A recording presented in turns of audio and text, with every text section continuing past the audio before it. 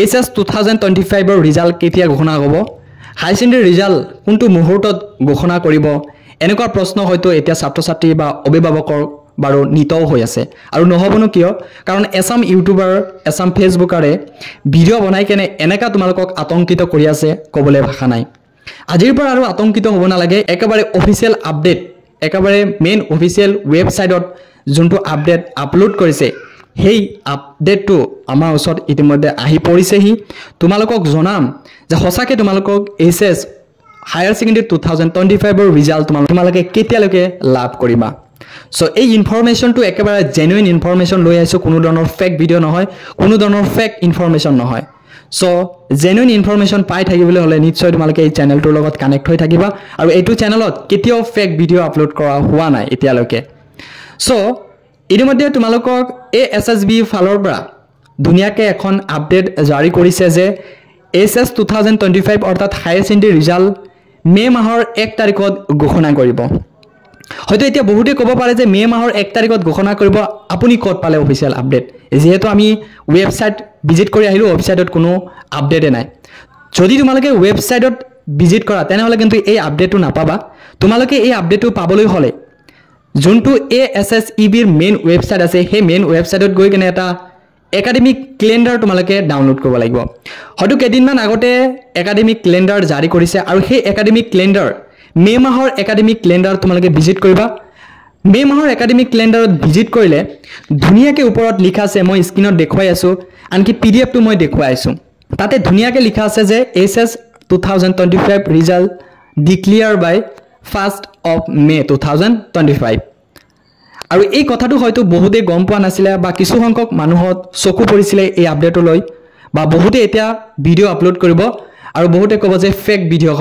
হয় এটো কোনো ধৰণৰ ফেক ভিডিও নহয় এক নম্বৰ অপচনত কোৱা হৈছে তোমালোকৰ ৰিজাল্টটো প্ৰথম মেত প্ৰকাশ হ'ব মানে 1 মেত প্ৰকাশ হ'ব তোমালোকৰ এইচএছৰ ৰিজাল্ট বাকি 2 নম্বৰত যোনটো কোৱা হৈছে এডমিশন তোমালোকক কেতিয়ালৈকে কৰা হ'ব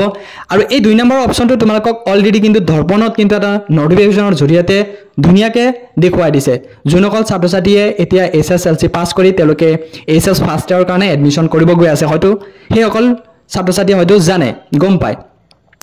ইতিমধ্যে তোমালোকৰ এতিয়া এই যোনটো অফিচিয়েল আপডেট হয় এই যোনটো অফিচিয়েল আপডেট আইছে মই আকৌ কৈছো যদি তোমালোকে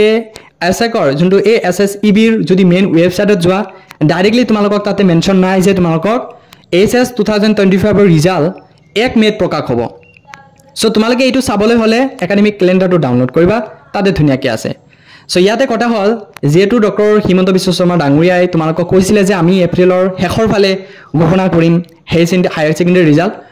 হয়তো সিএম স্যাৰ ডাঙৰীয়াই এই কথাটো নাজানে যে 1 মেত এএসএসবি ফালৰ এএসএসইবি বৰ্ডৰ ফালৰ পৰা হয়তো তোমালোকৰ ৰিজাল্টটো ঘোষণা কৰিব যদি জানিলে হেতেন নিশ্চয় কলেহেতেন যে আমি মেৰ ফাৰ্ষ্ট উইকত ঘোষণা কৰিম সো সিএম স্যাৰ ডাঙৰীয়া তোমালোকক কৈ দিলে যে আমি এপ্ৰিলৰ লাষ্ট উইকত ঘোষণা কৰিব পাৰবা